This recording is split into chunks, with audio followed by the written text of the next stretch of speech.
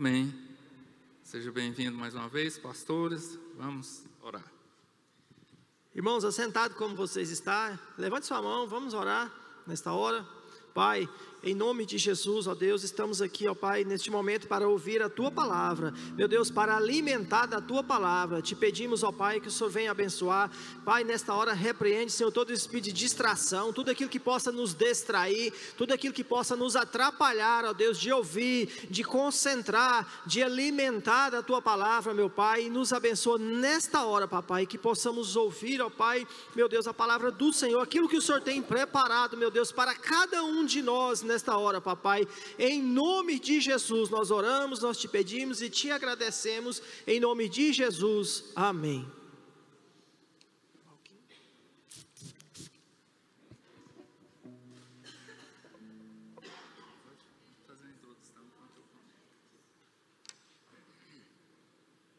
A paz do Senhor, irmãos, amém.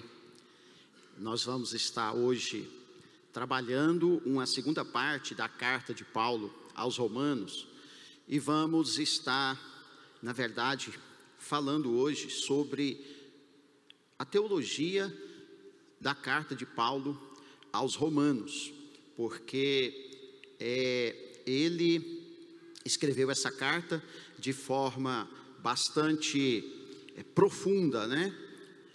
E nós precisamos entender o significado dessa carta. Eu já falei domingo passado, na aula passada, que nós temos como, na carta de Paulo, a teologia da salvação. E quando nós falamos teologia, o que é teologia? Teologia é o ensino de Deus. Às vezes a gente tem um pouco de preconceito com essa palavra, mas a palavra teologia é o ensino de Deus, é aquilo que o texto bíblico sagrado tem de ensinamento para nós. E a carta de Paulo, ele escreveu para Romanos, para Roma, né, a carta aos Romanos, levando esse entendimento para eles, fazendo um grande resumo de todo o projeto de Deus para a salvação, de toda o plano que Deus tinha para resgatar o homem. Eu digo para você que, compreendendo a teologia da salvação, da carta aos Romanos, você vai ter profunda paz no seu coração. Você vai ter descanso na sua vida, quando você encontrar e entender o que é a teologia da carta aos Romanos, amém?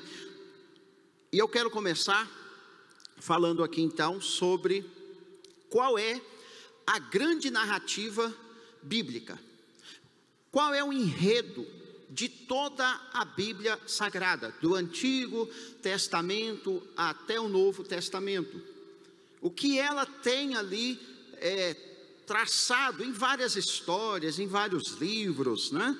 Em profetas, em Pentateuco, em Salmos. Qual é a grande narrativa? O drama do ser humano debaixo do pecado. E Romanos vai nos dizer, porque todos pecaram e destituídos estão da glória de Deus. Então a Bíblia, ela narra o drama do ser humano debaixo do pecado.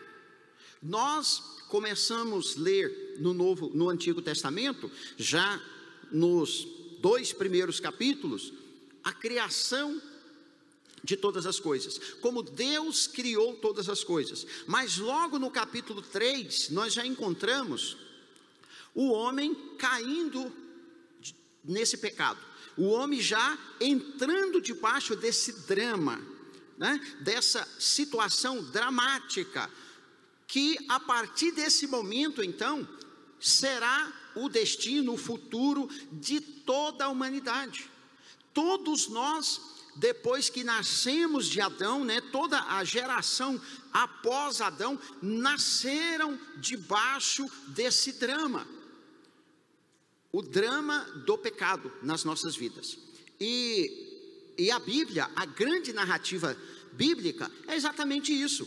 é mostrar que Deus criou o homem bom, que o homem tinha essa comunhão com Deus, que o homem desfrutava de uma paz e de uma amizade com Deus, mas o pecado, que foi a desobediência a Deus, causou essa separação.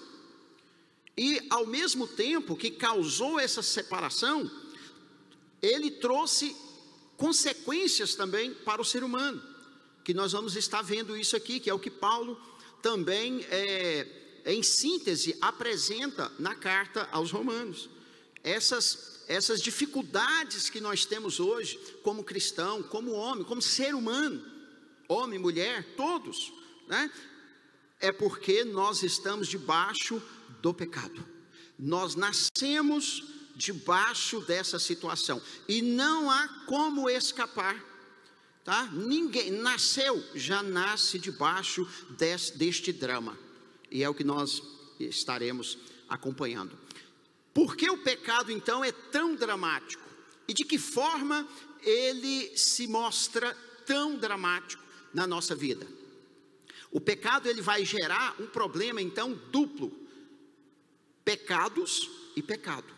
A partir do momento que o homem, lá em Adão, ele desobedeceu a Deus, vai surgir esses dois problemas, e Paulo, ele trabalha esses dois problemas na carta aos Romanos: pecados e pecado. Pecados são os nossos atos, são aquilo que nós fazemos em desacordo aos preceitos de Deus. Por isso que nós já vemos, quando Paulo começa no capítulo 1, ele faz primeiro a introdução, ele se apresenta, e logo em seguida ele já começa a mostrar o que foi que o pecado fez com os seres humanos. Na primeira parte do capítulo, no capítulo 1, que ele vai trazer essa narrativa, ele apresenta os gentios, que são todos aqueles que não são judeus. Ele faz essa apresentação dizendo, mostrando o drama em que os gentios se encontram por causa dos atos pecaminosos que eles cometeram. E os atos pecaminosos que os gentios cometeram levaram eles a receber um desprezo de Deus, levaram eles a receber um abandono mais ainda de Deus, que Paulo diz assim: Deus então os entregou às paixões infames, para que eles possam receber no próprio corpo a recompensa dos seus pecados. E aí ele dá aquela lista, né, dramática que tem no capítulo 1. Depois, no capítulo 2, ele fala também do judeu. Ele disse: olha, eu mostrei o drama dos gentios, mas e você, judeu? Pensa que também escaparás? Você que recebeu a lei, que teve o privilégio de receber toda a instrução de Deus, que é descendente dos patriarcas, pensa que porque você faz parte desta linhagem, que Deus te escolheu, sem nenhum mérito seu, você vai escapar do castigo de Deus, porque você também desobedece a Deus, porque também você peca igualmente os gentios? E no capítulo 3, ele dá o fechamento dizendo assim: porque todos pecaram, judeus e gentios, e destituídos estão da glória de Deus. E nos capítulos seguintes, então, ele vai mostrar o drama do pecado na nossa vida, a luta dos pecados, né? Dos atos que nós cometemos, e vai mostrar o pecado como um princípio que está dentro de nós, um princípio que a Bíblia chama muitas vezes de carne, ou chama também de natureza. E nós vamos perceber que o problema na nossa vida, então, não será apenas a solução dos pecados, dos atos pecaminosos que nós cometemos contra Deus, contra o homem, mas nós vamos perceber outra lei brigando dentro de nós. E Paulo diz: esta lei que mesmo quando eu não quero fazer coisas erradas contra o mandamento de Deus, eu sou empurrado a fazer isso. e ele vai dizer: maldito homem que sou. Por quê? Porque é esse pecado como natureza que está dentro de cada um de nós. Nos 4 primeiros capítulos de Romanos, nós encontramos em preeminência a palavra no plural, pecados, porque Paulo vai falar dos atos pecaminosos, tá? Então é bom que nós percebamos que existe essas duas situações: pecado no singular e pecados no plural. Pecado no singular é o pecado hereditário, é o pecado de natureza, é o pecado que veio para nós porque Adão pecou. É por isso que a Bíblia, então, Paulo vai dizer: por um só entrou o pecado, que foi Adão, e por isso todos pecamos, tá? Agora, o pecado da natureza que está em nós também nos leva a cometer também os nossos próprios atos de pecados. E nós vamos ver que Paulo vai nos ensinar, a teologia de Paulo, ele vai mostrar 2 caminhos para solucionar isso. E nós até cantamos agora, né? Nós cantamos isso, nós vemos música sobre isso, mas às vezes nos falta uma coisinha a mais para compreender de fato o que foi que Jesus fez naquela cruz. Você já pensou por que Jesus teve que morrer na cruz? A gente não poderia dizer assim: por que Deus não solucionou de outra forma? Por que ele tinha que morrer na cruz? E é isso que Paulo nos ensina, né? Do capítulo 5 ao 8, a palavra singular, pecado, é usada repetidas vezes, tá? Então nós vamos encontrar, e isso não é uma questão de querer mostrar algo no singular ou plural, não. É desde o original mesmo, escrito, há uma definição teológica do porquê dessas duas palavras, né? Na primeira sessão, considera-se a questão dos pecados que cometemos e que podem ser enumerados, que Paulo então vai dizer vários são os pecados que cometemos, né, de várias naturezas. Agora, na segunda, trata do pecado como princípio que opera em nós, amém? O princípio do pecado que opera na nossa vida. Sejam quais forem então os pecados que cometemos, é sempre o princípio do pecado que nos leva a cometê-lo. Ou seja, se não fosse o princípio do pecado original de Adão, hereditário, de natureza na minha vida, eu não iria cometer os meus próprios pecados. Eu também seria inocente como Adão era no jardim do Éden. Para os pecados, precisamos de perdão. Para os pecados que nós cometemos, para os atos pecaminosos que nós cometemos, nós precisamos de perdão. Mas para o pecado, precisamos ser libertos dele. Entende? Há duas situações diferentes que Paulo nos apresenta aqui. Que quando Jesus derrama o seu sangue, pelo sangue, desde o Antigo Testamento, que mostrava os animais que eram mortos, derramando o sangue daquele animal, que era simbolicamente mostrando que quem deveria morrer era eu e você. Nós, porque desde o momento em que Adão pecou, Deus já disse: aquele que pecar certamente morrerá. E depois Deus ele faz um projeto, ele faz um plano, né, que é de enviar Jesus para morrer no nosso lugar. Mas o certo que seria, era eu e você morrermos, né? Por quê? Porque a velha natureza, ela não tem conserto.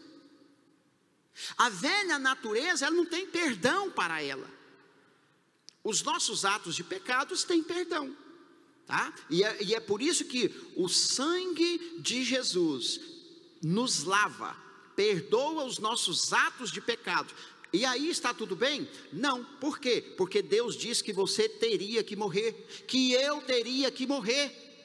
Poxa, mas então eu tenho que morrer? Sim, foi por isso que Jesus morreu. Em Jesus a velha natureza foi morta, Ali o velho Adão morreu, representando toda a humanidade. Os pecados tocam nossa consciência. O pecado como princípio atinge a nossa vida inteira. Quando nós cometemos atos pecaminosos, quando a pessoa, principalmente que tem consciência, independente, todos têm consciência, a Bíblia nos diz que todos nós temos, todo ser humano, ele tem consciência do que é certo e o que é errado. E quando ele faz o que é errado, a consciência dele o acusa. A consciência dele aponta que ele errou. Então, nós somos perturbados pelos nossos atos de pecados. Por isso, então, nós pedimos perdão. E quando nós pedimos perdão para Deus, eu sinto-me aliviado. Eu sinto a minha consciência purificada. Mas o que acontece? Agora, o princípio do pecado, ele continua na nossa vida.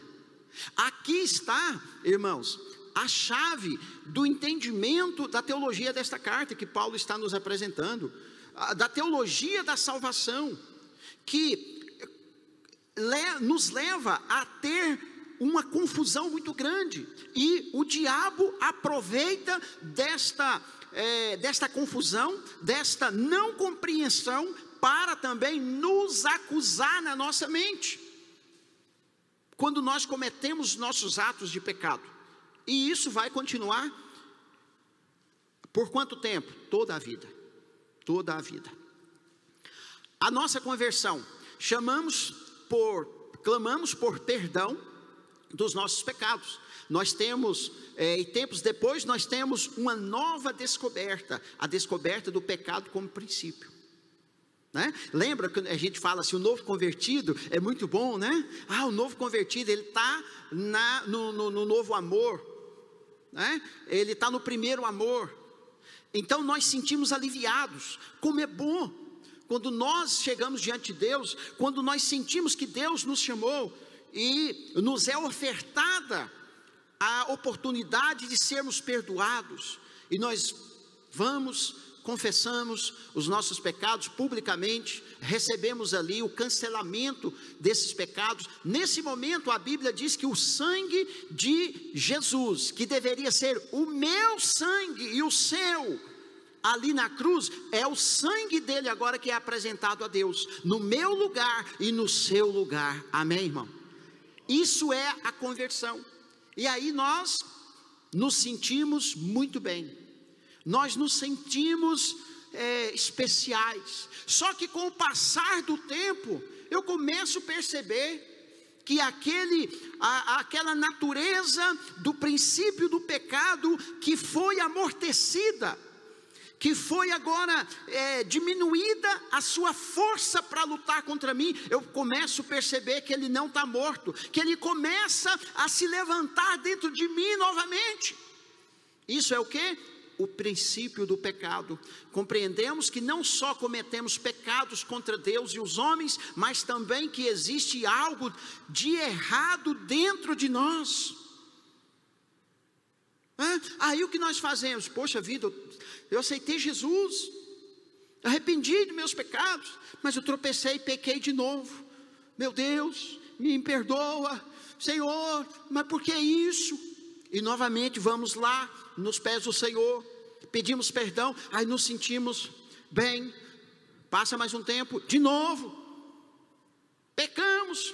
E Paulo diz assim, com a minha mente eu sirvo a Deus. O que significa?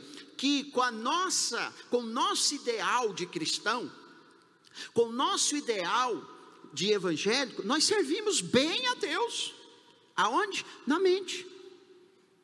Como assim? Eu sei o que deve ser feito, eu sei que eu devo perdoar, eu sei que eu devo pedir perdão, eu sei que eu não devo mentir, eu sei que eu não devo adulterar, eu sei um monte de coisa na minha mente, mas Paulo diz, mas quando eu olho no meu corpo, eu vejo uma força estranha lutando contra a minha consciência, e que me faz fazer aquilo que eu não queria fazer. E quando isso acontece, ele diz, então eu vejo a lei do pecado pecado atuando no meu corpo. Isso é a natureza do pecado que está em nós. Precisamos de perdão para os pecados, mas precisamos ser libertos do que nós somos. O maior perseguidor, ou o maior empecilho para a nossa libertação é a nossa natureza. Por isso que a Bíblia vai dizer que ela precisa ser morta, ela precisa ser crucificada, porque não há outra solução. Por isso que a Bíblia apresenta simbolicamente, né, que plano mais doido é esse, mais maluco que Deus teve. Mas é esse o plano. Você pecou, olha, a vida de Deus que foi transmitida para nós, a potencialidade que Deus nos deu é tão intensa que Deus diz: olha, se pecar, morre. Por quê? Porque o ser humano ou o anjo, né, como foi Satanás, que andar fora dos meus princípios, com esse poder que eu outorguei a ele, será um desastre imenso que eu não posso liberar. Pecou, tem que morrer. Quer viver, tem que andar no princípio de Deus. Posso ouvir um amém? Aleluia. Então vamos lá. Nós temos então um duplo problema, e Deus, ele tem um duplo remédio: o sangue e a cruz. Se nós temos um problema duplo, Deus tem uma solução dupla para nós. O primeiro é muito fácil. O primeiro, que é o sangue, é muito fácil. Senhor, me perdoa. Senhor, me purifica. Ok, a Bíblia diz que o sangue de Jesus nos purifica de todos os nossos pecados. Mas e a natureza? A natureza é só a cruz. A natureza é morte para ela. Não tem outro caminho. Porque senão ela vai mandar nas nossas vidas. Diz aí o texto: ao qual Deus propôs para propiciação pela fé no seu sangue, para demonstrar a sua justiça pela remissão dos pecados dantes cometidos sob a paciência de Deus. Pelo sangue somos então perdoados dos nossos pecados, nossos atos. Essa é uma parte mais tranquila. Pela cruz somos libertos pela morte. Sabendo isto, que o nosso homem velho foi com ele crucificado, para que o corpo do pecado seja desfeito, para que não sirvamos mais ao pecado. Amém? Aqui entra também a chave do entendimento disso aqui, irmãos. Não adiantava nós morrermos, porque nós éramos pecadores. Teria que alguém morrer à semelhança de Adão antes do pecado. Teria que ser alguém inocente, como era simbolizado pelos cordeiros, né? Pelos animais, inocente, para derramar o sangue. Por isso Jesus, o que ele fez? Ele nasceu na representação do primeiro Adão, do primeiro homem. Então ele nasceu aqui representando a natureza. Ele tinha a natureza humana 100%. A única coisa que ele não tinha: pecado.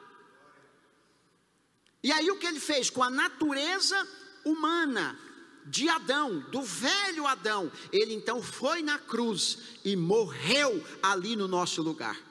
Ele nos representou diante de Deus, morrendo ali naquele lugar. E aí então o sangue perdoa os pecados cometidos. E quando eu aceito que a morte de Jesus foi uma morte representativa, então eu sou, a partir desse momento agora, justificado do pecado. Não dos pecados, do pecado, daquilo que não me deixava aproximar de Deus, por causa da natureza pecaminosa. Mas quando Deus agora, Ele olha para nós, na nossa natureza ainda pecaminosa, mas Ele vê o sacrifício de Jesus, que Jesus então morreu, ali Ele crucificou a velha natureza. Ele então aceita esse sacrifício. Por isso que a coisa parece tão fácil, né, irmãos? Que é aceitar Jesus, aceitar que Ele morreu no nosso lugar. E quando então Jesus morreu, mas Ele não ficou morto, aí é que está a segunda parte. Ele não ficou morto, ele ressuscitou. Agora, como ele ressuscitou, a Bíblia diz que ele ressuscitou agora como se fosse um segundo Adão.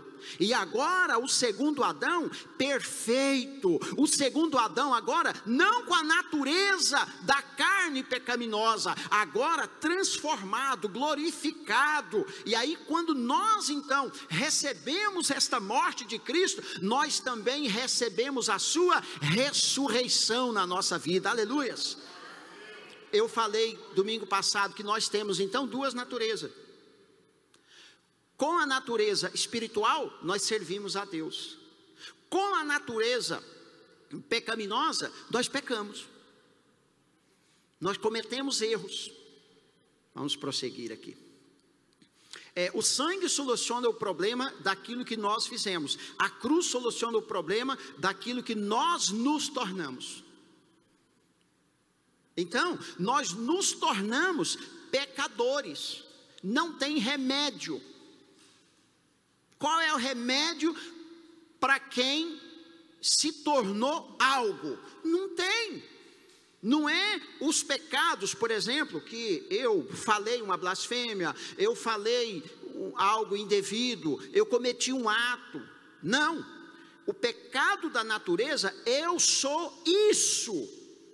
Não existe um remédio para isso. Então tem que ser feito o quê? Matar. Tem que matar, tem que morrer para poder solucionar o problema. A cruz soluciona o problema daquilo que nós nos tornamos. A cruz atinge a raiz da nossa capacidade de pecar.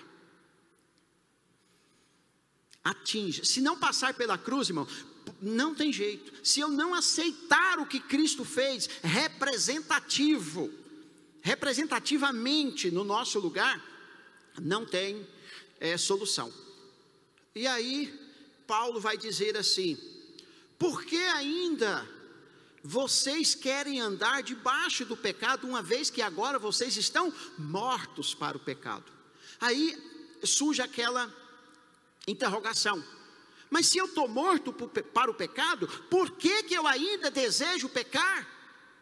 Porque o que Paulo está ensinando aqui, irmãos, não é a natureza integral pecaminosa que habita em mim, que está destruída, não. Ele está dizendo assim: agora você não está mais debaixo do pecado. Por quê? Porque a sua dívida foi paga, olha lá na cruz. Cristo pagou para você. Então se ele pagou, por que você vai andar agora debaixo do pecado? Você não é mais escravo desse pecado. Você tem agora uma outra natureza. Você tem agora a natureza da ressurreição, a natureza de Cristo, que você pode clamar por ela, e você pode agora se libertar desses atos pecaminosos, ainda que vamos conviver com as duas naturezas, irmãos. As duas naturezas. Aqui está o X da salvação. E que Paulo vai dizer assim: olha, que nós fomos chamados, fomos justificados, mas nós vamos ser glorificados, que é quando o corpo será transformado. Aí sim, acabou a vontade de pecar, acabou o desejo, porque a carne ainda está debaixo de maldição. A partir desse momento agora, eu vou prosseguir aqui. Mas Deus prova o seu amor para conosco, em que Cristo morreu por nós, sendo nós ainda pecadores. Logo muito mais agora, tendo sido justificados pelo seu sangue, seremos por ele salvos da ira. Amém? Há uma ira, há uma vingança de Deus, há uma retribuição de Deus para todo aquele que não se arrepende dos seus pecados. Mas Paulo está dizendo: nós fomos livres disso pelo sangue de Jesus. O sangue nos justifica, a cruz nos liberta. O pecado, ele entrou na forma de desobediência. As consequências, mudou a nossa natureza de inocente para culpados. Por isso que Paulo fala: não tem ninguém inocente, todos são culpados. Todos se extraviaram, judeu e gentil. Não tem ninguém.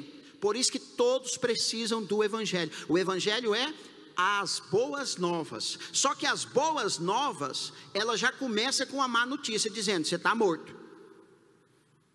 Você é culpado. Para depois ir nos apresentando o caminho desta restauração. criou em nós um sentimento de culpa. O pecado cria em nós um sentimento de culpa. Quando nós estamos, quando cometemos algo errado, logo surge aquilo em nós. Claro que o ser humano, né, como eu disse, com o poder que nós temos, que Deus nos outorgou, que Deus nos capacitou, nós começamos a criar subterfúgios para abafar esta consciência de pecado dentro de nós. Aí nós dizemos, não, isso é coisa que foi criado aí pela filosofia, pela religião. Não tem isso não. Eu não acredito nisso não. Nós somos todo mundo assim, assado e tal. O que é isso? Isso é criar uma desculpa para poder tranquilizar a minha consciência de culpado que está batendo aqui dentro. Está dizendo, você é culpado, você errou. Depois, deu também ocasião para sermos acusados pelo diabo.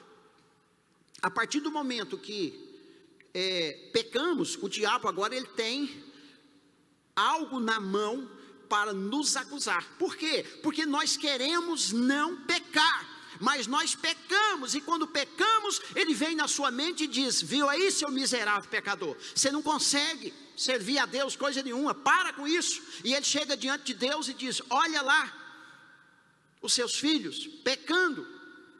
E é aí que nós temos que entender, porque Deus ele olha para o sangue, nós precisamos aprender isso também. Deus teve que agir então em relação a essas três questões: o pecado, a culpa e a acusação de Satanás contra nós. É isso aqui que acontece. Vamos lá. Primeiramente, teve que ser resolvida então a questão dos nossos pecados, e isso foi feito pelo precioso sangue de Cristo. Os atos pecaminosos, resolvido pelo sangue. Depois Deus tratou do assunto da nossa culpa, a cruz. E finalmente o ataque do inimigo tem de ser então encarado e as suas acusações respondidas. Nós precisamos aprender a responder o ataque de Satanás. Você já entende que o sangue perdoa os seus pecados, é só confessar. Pecou? Confessa. Pronto, está resolvido, o sangue já está lá, desde 2000 anos atrás, está lá o sangue.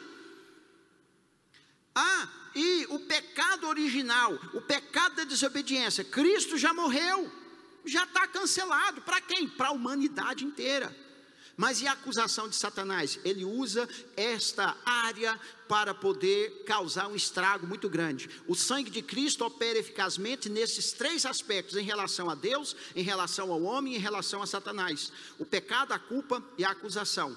Em relação aos pecados, o sangue de Jesus foi derramado no nosso lugar. O sangue, lugar do nosso sangue, né? O sangue de Cristo satisfez Deus inteiramente. Que diz o texto, sabendo que não foi com coisas corruptíveis, como prata, ouro, que fostes resgatado da vossa vã maneira de viver, que por tradição recebeste dos vossos pais, mas com o precioso sangue de Cristo, como de um cordeiro imaculado e incontaminado. Então aqui Deus resolve esse problema. Tendo, pois, intrepidez para entrar no Santo do Santo, pelo sangue de Jesus, que nos aproxima dele. O que significa isso aqui que Hebreus está dizendo? Para de ter medo de falar com Deus. O sangue dele já te redimiu, o sangue dele já te perdoou. Eu não preciso agora de um intermediário para me falar com Deus. Nós temos pastores, mestres, bispos e etc. para ministrar sobre nós as coisas de Deus, mas o caminho está aberto, você pode chegar diante de Deus, tenha coragem, o sangue dele já te perdoou. Aleluia. E isso é muito simples, né? É o ABC do Evangelho, mas muita gente não sabe. Podemos então ser fracos, no entanto, o olhar para as nossas fraquezas nunca nos tornará fortes.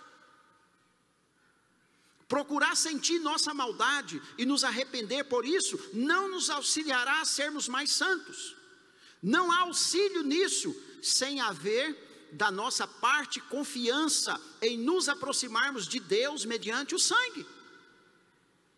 Por que a religião cria, irmãos, subterfúgios? A religião cria caminhos.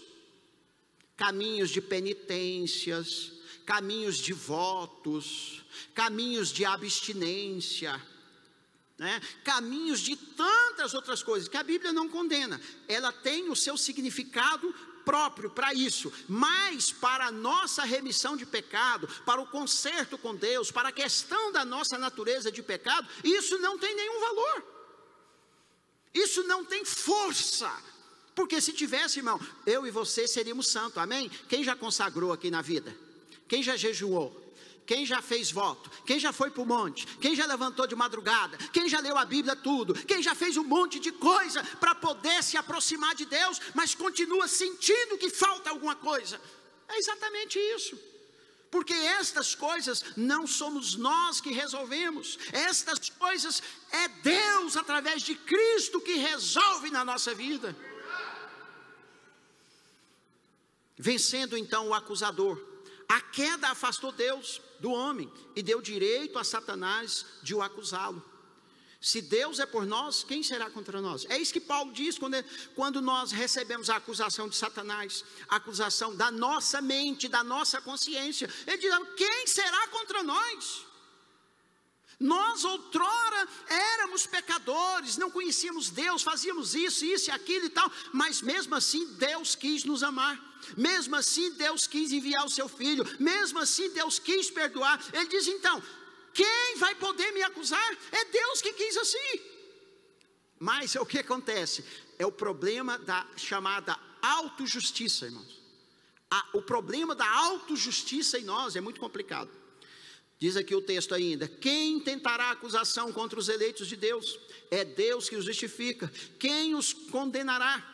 É Cristo Jesus quem morreu, ou antes, quem ressuscitou, o qual está à direita de Deus e também intercede por nós. Aleluia!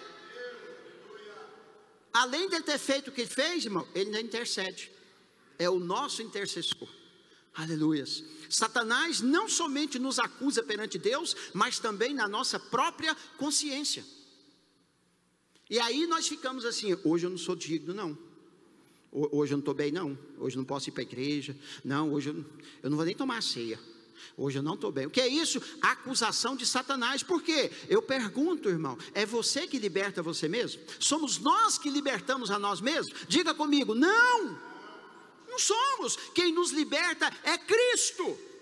Então Satanás pode me acusar o tanto que ele quiser, mas se eu conheço o que Deus fez por mim, eu não vou me render a essas acusações. Agora, o grande problema, irmãos, quando alguém não conhece isso, né? E a nossa tentação é olhar para dentro de nós, procurando algo para nos defender. Satanás me acusa, aí eu digo: não, eu li a Bíblia, não, eu estou bem, não, essa semana eu estou bem, não, eu fui na igreja, eu participei da campanha, não, eu fiz até um jejum essa semana, não, essa semana eu estou bem.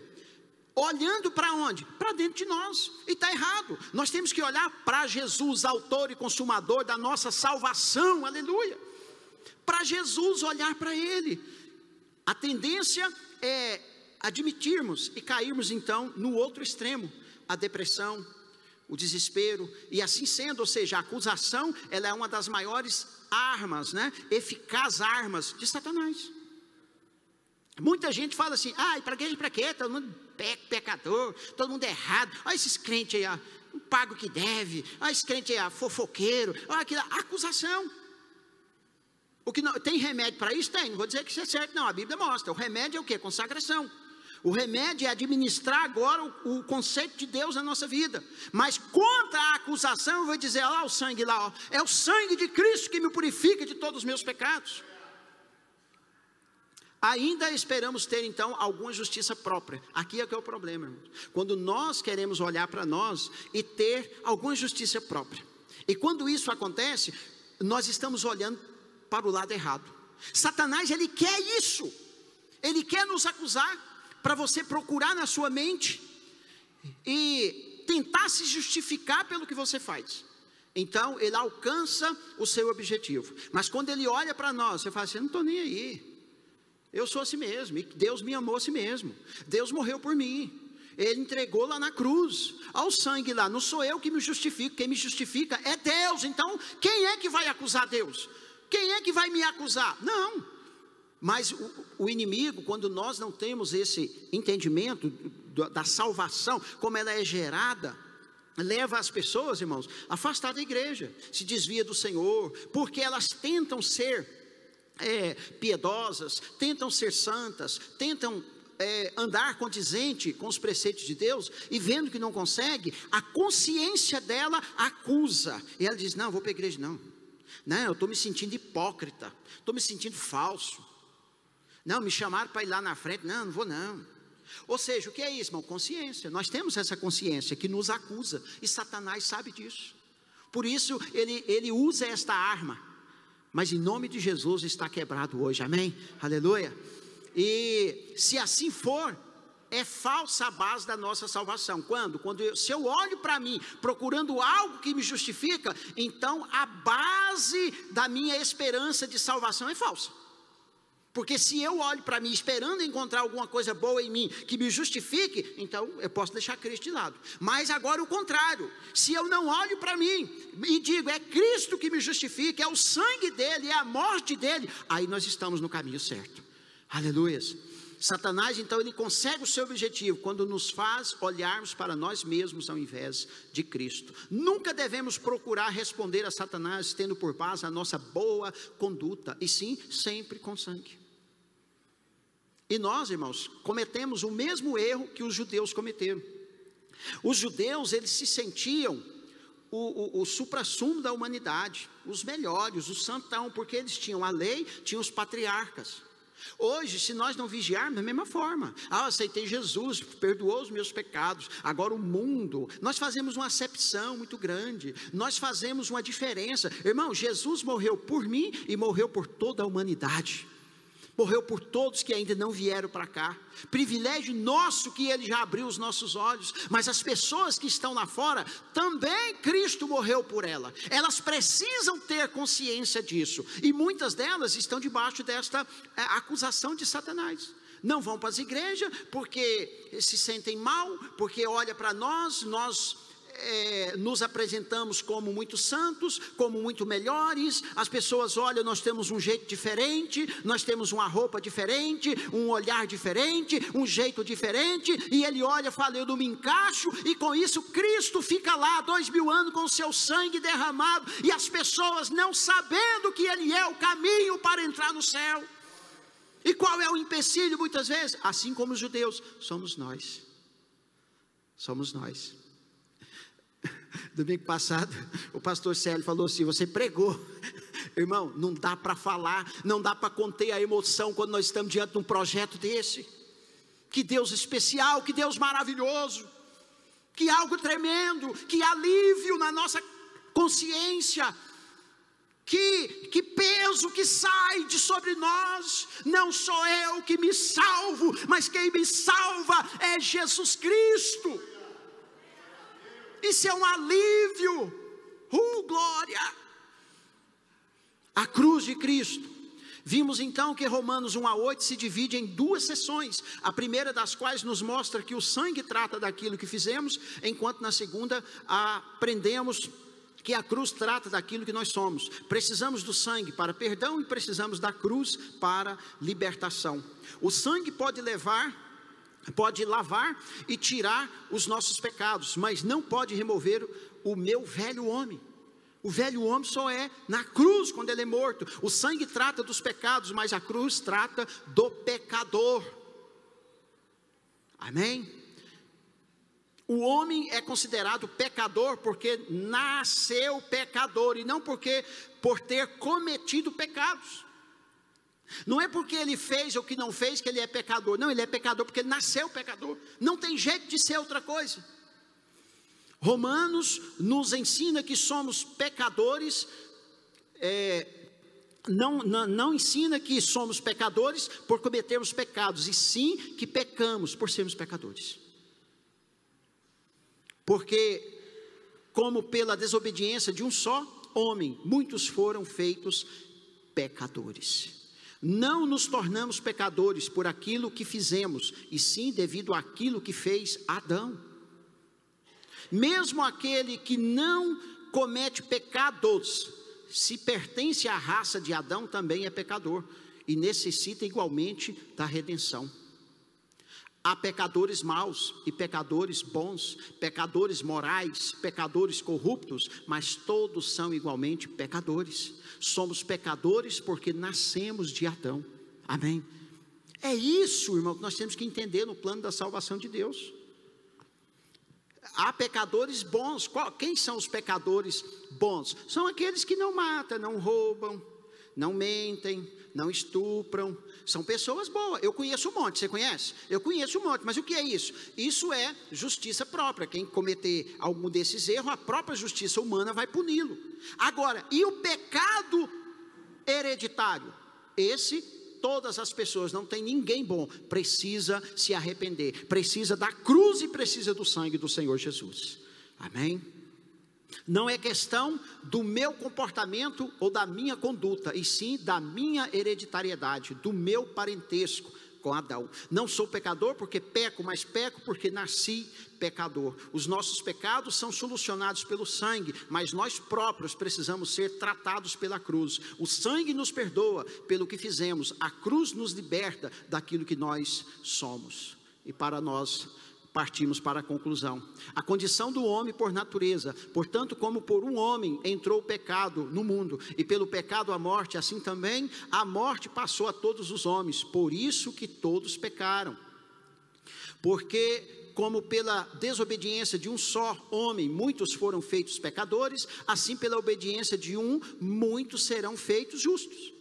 Entende? Eu não tenho como, irmãos, eu dizer para as pessoas, você só é pecador porque você nasceu de Adão. E também não dizer, você pode ser liberto, ou você já é liberto pelo único ato de quem? De Cristo, o justo, que morreu no seu lugar.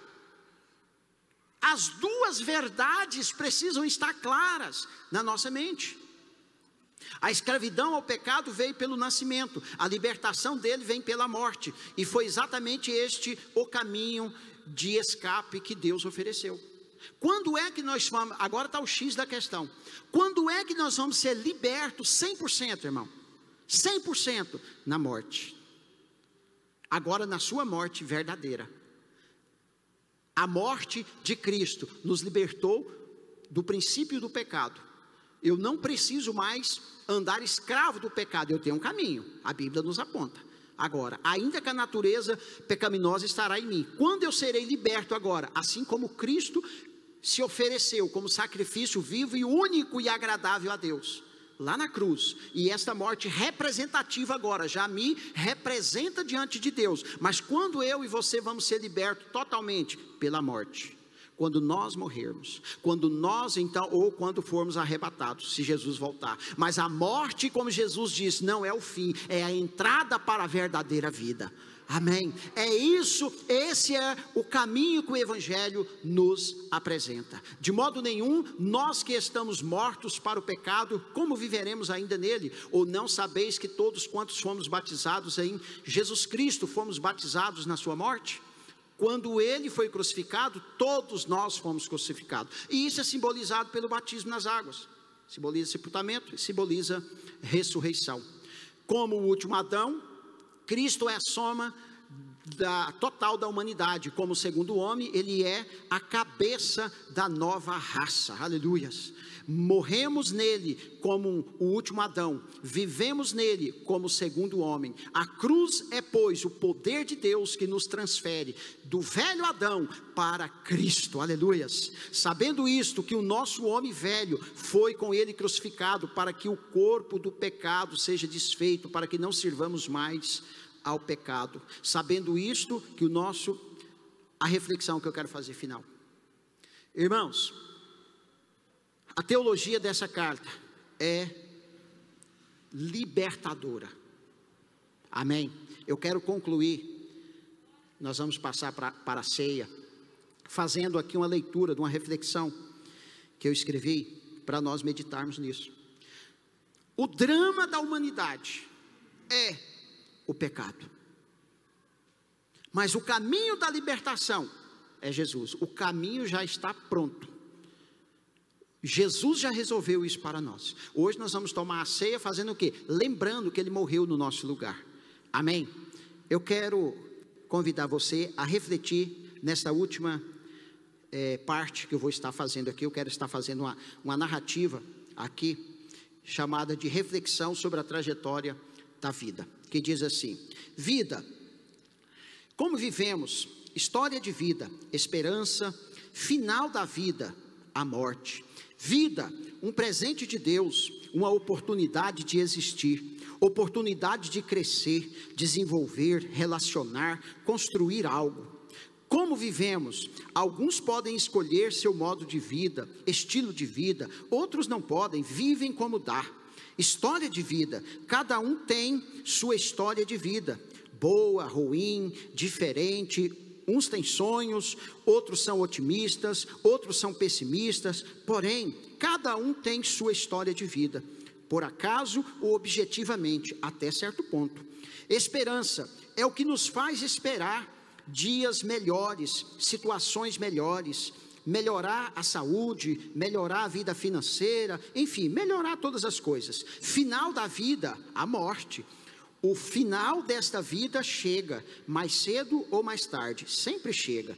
Depois deste ponto, é um lugar desconhecido por todos nós. Ninguém, exceto Jesus, jamais voltou para nos contar como é do outro lado, depois da morte. O que é inaceitável, o que vemos todos os dias, é que milhares de pessoas seguem esse processo, essa trajetória que termina com a morte. Ninguém escapa desse destino. Por mais que alguém possa ter construído uma linda história de sua vida, ou uma história feia, não importa, o seu fim será o mesmo. Bem, já tentaram de tudo, mas a situação continua a mesma, sem tirar nem pôr para ninguém. Pessoas continuam nascendo, fazendo suas histórias, vivendo suas vidas e por fim morrem. Sendo assim, nos importa saber se temos alguma saída desse destino. A pergunta que se faz então é: por que a vida é assim? Bom, não temos respostas fáceis e nem muitas vezes satisfatórias a todos. Às vezes as respostas que nos são dadas, as saídas que nos são apresentadas, não é do agrado de todos. E por que não é do agrado de todos? A vida é tão especial, é algo tão sublime, que não queremos admitir qualquer interferência que possa nos dizer como devemos viver a nossa vida.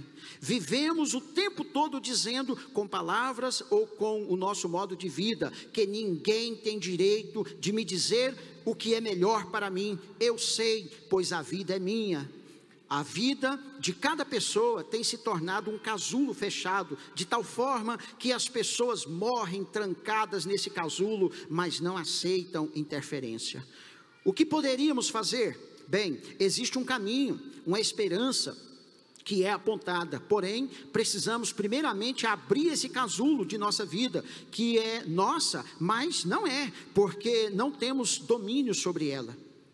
Por mais que a vida seja boa, linda, especial, que não queiramos que ela termine com a morte, não existe outra saída. Ainda que você hoje esteja no controle de sua história, ela sairá de suas mãos. Quero concluir te apresentando a melhor saída para essa história linda de final trágico. Faço isso então com alguns textos bíblicos. 1 Coríntios 15, 14. E se Cristo não ressuscitou, é inútil a nossa pregação, como também é inútil a fé que você tem. O verso 19 e 20, se é somente para esta vida que temos esperança em Cristo, dentre todos os homens, somos mais dignos de compaixão, mas, de fato, Cristo ressuscitou dentre os mortos, sendo as primícias dentre aqueles que dormem.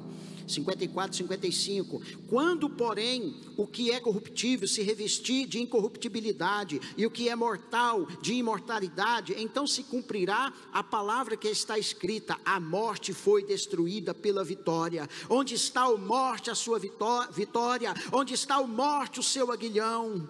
Disse-lhe Jesus, eu sou a ressurreição e a vida, quem crê em mim, ainda que esteja morto, viverá. Aleluia, você pode dar um aplauso ao nome do Senhor? O nosso Rei, aquele que morreu no nosso lugar, aquele que nos deu vida, aquele que está com as mãos estendidas para perdoar, aquele que morreu também para nos libertar. libertar. Que Deus nos abençoe nesta manhã. Obrigado em nome de Jesus.